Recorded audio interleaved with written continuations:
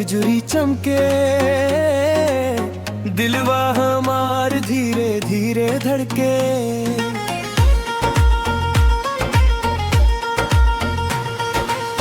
गोरी तो हरसिया कमाल बा,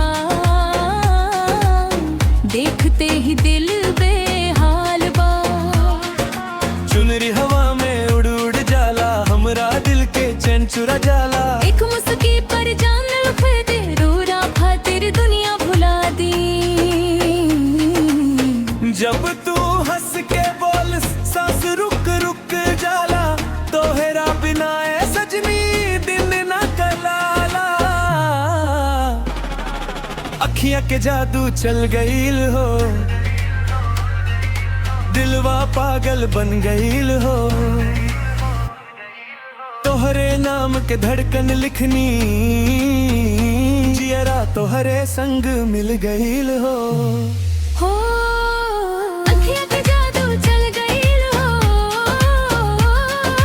दिलवा पागल बन गईल हो।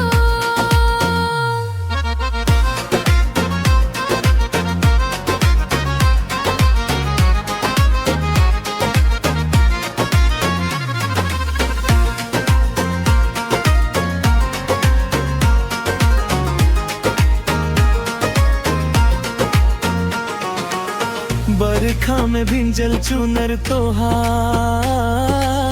लागे चांद उतर आइले यार। हाथ पकड़ के साथ निभाइब, सातों जन्म प्यार करी।